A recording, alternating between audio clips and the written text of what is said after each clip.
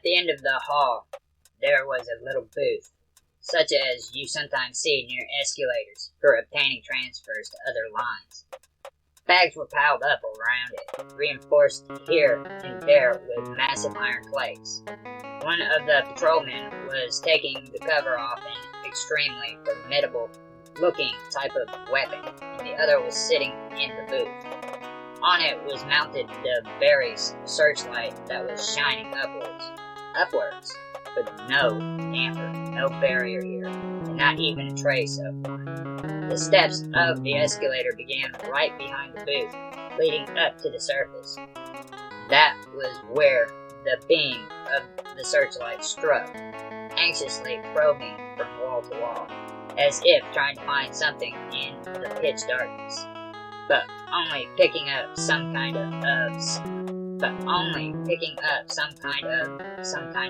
brownish lamplight, and the damp ceiling from which enormous chunks of plaster were peeling off, and beyond that, one could see nothing.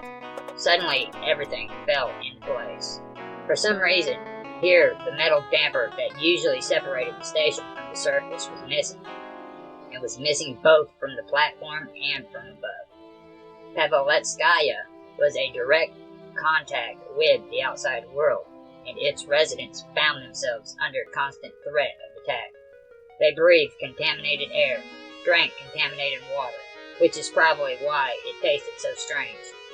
That was why there were so many more mutants here among young people than, for example, at VDNKH. That was why the adults looked so sickly, their skulls exposed and polished to a shine, their bodies worn out and subject to decay. They were gradually being devoured by radiation sickness. But still, that was not all, apparently. How could one explain the fact that the whole station died after 8 o'clock in the evening, and that the dark-haired duty officer by the fire had said that surviving until morning was a big deal? Trembling, Artyom approached the man sitting in the booth. "Good evening," the man returned his greeting. He was about 50, but already quite bald. His remaining gray hairs tangled at the temples and the nape of the neck. His dark eyes looked curiously at Artyom, and his unpretentious, laced-up black jacket could not conceal his rotund stomach. A pair of binoculars hung on his chest, along with a whistle. Grand old time, along with a whistle. "Have a seat," he pointed to Artyom at the nearest sandbag. "Those guys over there are having a grand old time, leaving me here alone to bore myself to death. So let's have a chat. Hey, did you hit someone's fist with your eye?" And so the conversation began. "As you see, we haven't been able to do anything halfway decent here," the duty officer explained sadly, pointing to the aperture leading to the escalator. "You would need concrete here, not iron. We tried iron, but it was no good. In the autumn, every damn thing is swept away by water. First it builds, then it breaks through. It happened several times, and many people perished. Since then, we've been getting by like this. Only life is not tranquil here like it is at other stations. We're always waiting. Scum can come crawling in on any given night. During the daytime, they don't bother us, because they're either sleeping or roaming around on the surface. But it's after dark that things really get desperate. So we've adapted here, of course. After 8 o'clock, everyone goes into the passageway where we live, and those left here are mostly the people who keep things going." But wait, he broke off, flicked a switch on the console, and the searchlight flared up brightly.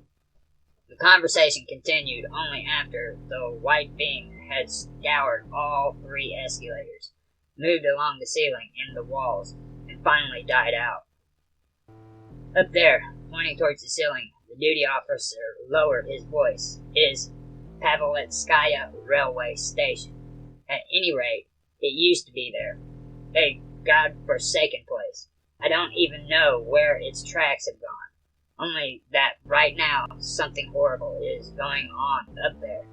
You sometimes hear noises that make your blood run cold. And then when they crawl down, he stopped and then continued after a minute. We call them the newcomers, these creatures that climb down from up there, out of the train station. So it's not so horrible. Well, a few times some of the stronger of these newcomers wiped out this cordon. Did you see our train here? The one forced off the tracks? That's how far they got. We wouldn't let them go below, where the women and children are. If the newcomers crawled down there, and the jig would be up. Our men understood that themselves, and so they retreated to the train, dug in there, and finished off a few creatures. But as for ourselves, just 2 out of 10 remained alive. One of the newcomers left, crawling off to the Novokosnetskaya station. Some people wanted to go after him in the morning, since the trail of slime he left behind was so thick. But he turned off at a side tunnel, went down, and we didn't dare follow him. We'd had enough disaster as it was. I heard that nobody ever attacks Pavlovskaya, Artyom recalled. Is that true? Of course, the duty officer nodded gravely. Who would bother us? If we weren't manning the defenses here, they would be crawling from here all the way along the line. No, nobody is going to lift a finger against us. The Hansa have given us almost all of their transfer passage, up to the very end of their blockhouse. They gave us weapons just so that we would pretend we would protect them. I tell you, they really love to get others to do their dirty work. By the way, what's your name? I'm Mark. Artyom told him his name. Hold it, Artyom, something is stirring over there. Mark continued, and he quickly switched the searchlight back on. No, I'm probably hearing things, he said uncertainly after a minute. Artyom was filled drop by drop with an oppressive sense of danger. Like Mark, he looked above attentively. But where Mark saw only the shadow of the broken lamp, Artyom thought he detected sinister, fantastic silhouettes, motionless in the dazzling beam of light. At first he thought it was his imagination playing tricks on him, but one of the station contours stirred just a bit, as soon as a bit of light passed over it. Wait, he whispered. Try over in that corner, where there's a big crack. Hurry. And, as if nailed in place by the light beam somewhere far off, further than the middle of the escalator, something large and bony froze for a moment, and then suddenly swooped down. Mark grabbed the whistle, which almost leapt out of his hands, and blew it with all of his might, and in a second all those sitting around the fire rushed from their places and scrambled into position. It turned out there was another searchlight there. It was weaker, but cleverly combined with an unusual heavy machine gun. Artyom had never seen anything like it. The weapon had a long barrel with a bell muzzle at the end. The trailer was shaped like a web, and the cartridges moved along inside the greased and shining ammunition belt. Over there, around the 10th meter, the husky thin fellow who had been sitting near Mark searched above for the newcomer with the beam. Give me the binoculars. Leka. At the 10th on the right side. There it is. We're all here, baby, so sit still, muttered the gunner, aiming the weapon at the hidden black shadow. I've got it. The deafening rumble of machine gun fire burst out. A lamp was blown to smithereens at the 10th meter, and above, something let out a piercing shriek. Looks like we caught him, declared the husky fellow. Okay, give me some more light. There it is, lying there. Finished the vermin. But from above, for a long time, heavy, almost human groans could be heard, leaving Artyom on edge. When he proposed finishing off the newcomer, it put it out of its misery. When he proposed finishing off the newcomer to put it out of its misery, they replied, "If you want, go on, kill it. We aren't a shooting gallery here, kiddo. We keep track of every cartridge." Mark was relieved of duty and went over to the fire with Artyom. Mark lit up a cigarette from the fire, and Artyom began to listen to the general conversation. Leko was telling us yesterday about the Herr Krishnus. A massive man with a low forehead and a powerful neck was speaking in a low, deep voice. "They sit at Oktyabrskaya Toll and want to get into the Kurchatov Institute to blow up the nuclear reactor and bring enlightenment for everybody. But they have not yet got their act together to do it." Well, that reminded me of what happened to me 4 years ago when I was still living at the Severovskaya. One day, I was getting ready to go to the Belarusskaya. My concentration was at the Novoslobodskaya, so I went straight through the Hansa. So I got to Belarusskaya, quickly went to the man I needed to meet. We dealt with our affairs, and I figured we ought to celebrate with a drink. So he says to me, "You'd better be more careful. Drunks often vanish around here." And I say to him, "Give me a break, and I won't take no for an answer." So he and I killed the bottle together. The last thing I remember is that he was crawling around on all fours and crying, "I am Lunakov. I am Lunakov 1, the lunar rover." Then I wake up, mother of God, tied up, gagged, my noggin shaved, lying in some kind of closet, probably in what used to be a cop shop. What a disaster, say I to myself. After half an hour, some devils come in and drag me to the hall by the scruff of the neck. I had no idea where I was. All the signs carrying place names had been torn down. The walls were smeared with something, the floor bloody, the fires burning. Almost the whole station had been dug up, and there was a deep pit below, at least 20 meters, if not 30. There were stars drawn on the floor and ceiling, all in a single line, you know, the way children draw. Well, I'm wondering, had the Reds got me? Then I turned my head around. Not quite. They brought me over to the pit, lowered a rope, and told me to climb down, and prodded me with an assault rifle. I looked in. There were people piled up at the bottom, digging the pit deeper with pieces of scrap metal and shovels. The earth was being hoisted up with a winch, loaded into wagons, and carted off somewhere. Well, there was nothing I could do, I decided, as long as those fellows were there with their assault rifles. Crazy guys, all of them tattooed from head to toe. A criminal enterprise of some kind. Probably I had landed in the zone, and it's as if these authorities are dragging out. They want to escape, and these petty hooligans are their hired hands. But then I realized that's all nonsense. What kind of metro zone has no cops? I tell them I'm afraid of heights, and I crash down right onto my head, and that they won't get much use out of me.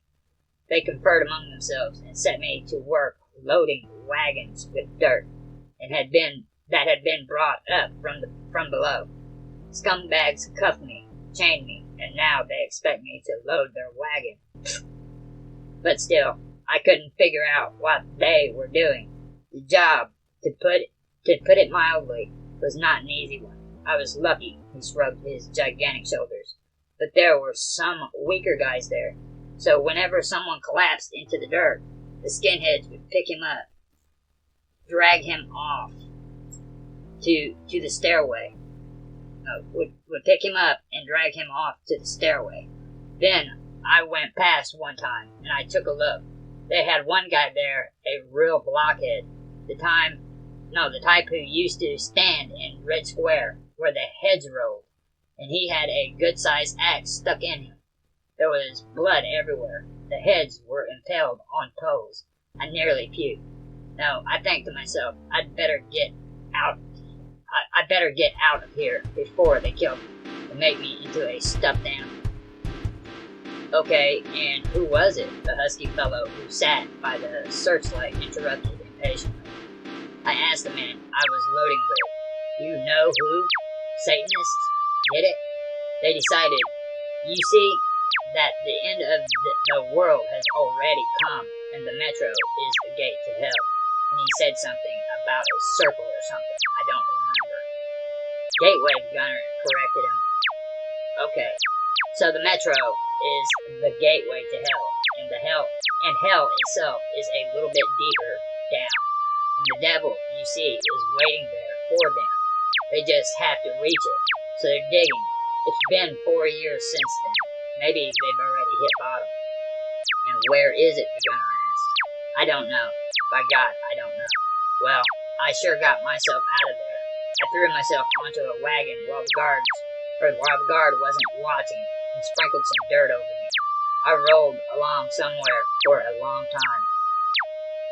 Then they dumped out the contents of the wagon from high up. I passed out, then came to, crept along, crawled out of some sort of tracks, and just keeping on straight ahead. But these tracks kept crossing other tracks. My sense of direction deserted me. Then somebody picked me up, and when I woke up, I was only at Dubrovka. Get it? And the guy who had picked me up had gone off already. Such a nice guy. So I thought, where am I? Then they talked about rumors that in Illich Square, and the Rumskaya, there was an epidemic of some kind and many people had died, but Artyom paid no attention. The idea that the metro was the threshold of hell, or maybe even its first circle, mesmerized him, and a bizarre image arose before his eyes. Hundreds of people crawling around like ants, endlessly digging a pit with their hands, a shaft leading nowhere, until one day one of their pieces of scrap metal strikes strangely out of the soil, without sinking down below, and then hell and the metro are finally merged into one. Then it occurred to him that this station, at this station, people live almost just like at BDNKH, constantly attacking monstrous creatures from the surface, holding off the onslaught alone. And if Pavlovskaya faltered, these monsters would spread throughout the line, which meant that the role of BDNKH is not so unique as he had previously assumed. Who knew how many such stations there were in the metro, each covering its own turf, doing battle, not for the sake of general tranquility, but for its own hide. You could go back, retreat to the center, blow your tunnels up after you, but then you'd be left with less and less residential space, until all those who were still alive would be squeezed into a small patch of land, and would gnaw their way through one another's gullies. But if BDNKH was really nothing special, if there was other exits to the surface that it was impossible to conceal, that meant Artyom decided to discontinue that line of thought. It was just the voice of weakness, of treasonous, sugary seduction arguments not to continue the journey, to stop striving towards the goal, that he mustn't give up.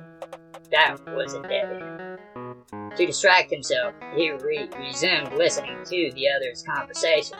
At first, they were talking about the chances of something named Pashka to win some sort of victory. Then the husky fellow started to talk about how some idiots attacked Katai Garad and shot loads of people. But the timely arrival of the Kaluga Brotherhood empowered them, and the cutthroats went back to Taganskaya. Artyom wanted to point out that it was not Taganskaya at all, but the Tetykovskaya. But he was prevented from doing so by some scrawny guy whose face was hidden, and who said that the Kalugins had pretty much been kicked out of Kitaygorod, and now a new group controlled it, which nobody had ever heard of before. The husky dude argued heatedly with him, and Artyom started to nod off. This time he dreamed about nothing at all, and slept so soundly that even when the alarm whistle went off and everyone jumped up, he just couldn't wake up. It was probably a false alarm, because no shots were fired. When Mark finally woke him up, it was already 5:45. "Get up, time to go on duty." He cheerfully shook Artyom by the shoulder. "Let's go. I'll show you the passageway that they wouldn't let you into yesterday. Do you have a passport?" Artyom shook his head. "Well, never mind. We'll smooth it over somehow."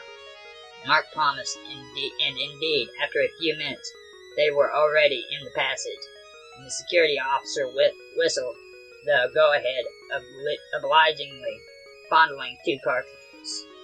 The passageway was very long, even longer than the station itself. There were canvas tents along one wall, and rather bright little lamps burning. "Hansa takes care of us," Mark smirked. And along the other was a partition, long but not high, not more than a meter. "By the way, this is one of the longest passageways in the whole metro," Mark said proudly. "What's behind the partition, you ask? And you don't know? Why, it's a marvelous thing. All of everything we earn goes there. Half of everything we earn goes there. Just wait, it's still early. Things will start up later on. It's almost always the same in the evening when the entrance to the station is closed and people don't have anything else to do. Although there can be qualification rounds during the day." "No, not really. You've never heard of it? Why, we've got a totalizator for rat races. We call it the Hippodrome. I thought everybody knew about it," he said with surprise, when he finally realized that Artyom was not joking. "Do you like to gamble much? I'm a gambler myself."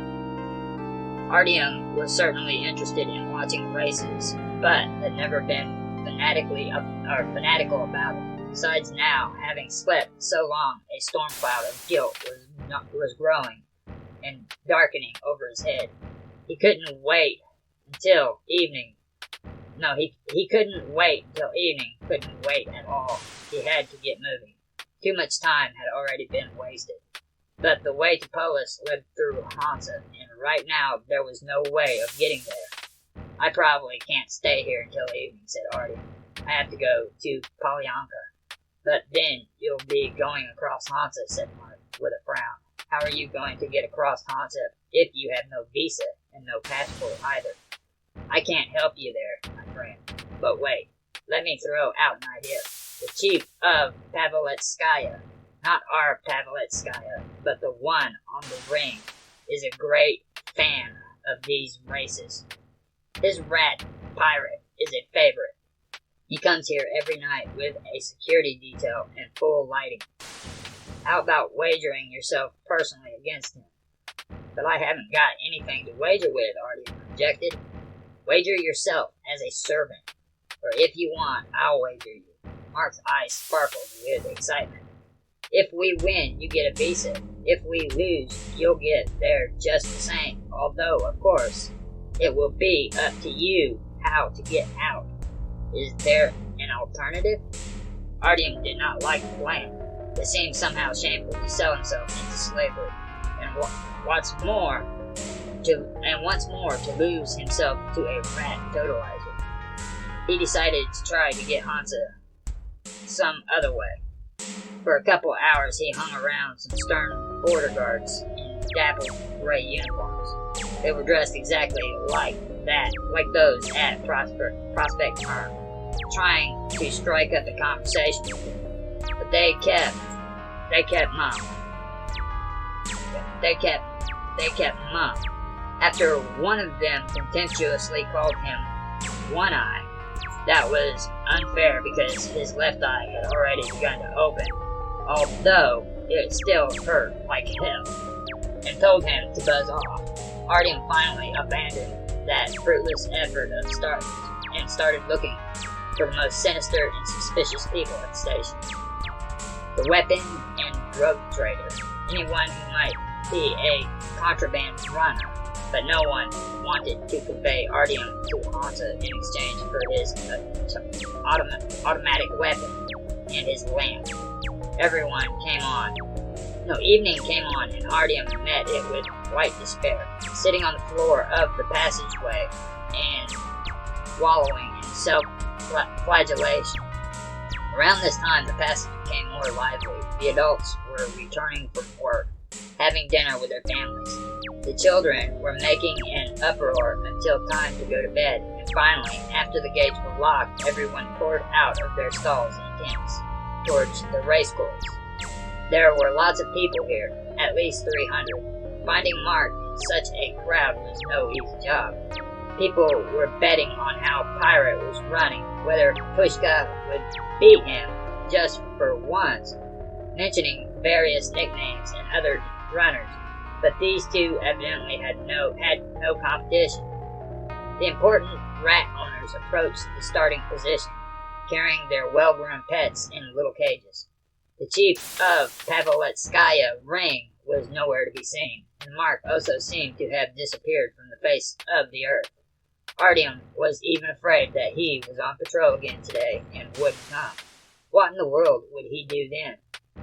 Finally, a small procession appeared at the other end of the passageway, walking with an escort of 2 Maroose bodyguards, an old man with a shaved head, lush, well-groomed mustaches, glasses, and an austere black suit, bore his corpulent body along with no hurry, with dignity.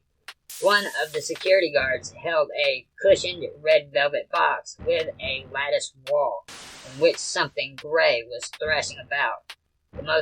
That most likely was the famous pirate. The bodyguard carried the box with the rat to the starting line, and the mustached old man walked over to the referee sitting behind a little desk, chucked his aide off a chair, sat down heavily in the empty space, and started up a leisurely conversation.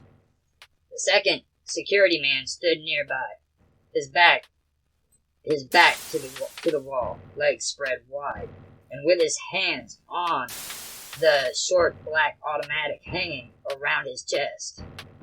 Such an imposing fellow was not the sort of person with whom to discuss a wager. Even to get close to him was frightening. Then Artyom saw the sloppily dressed Mark, scratching his long unwashed head, approaching these venerable people and beginning to explain something to the referee.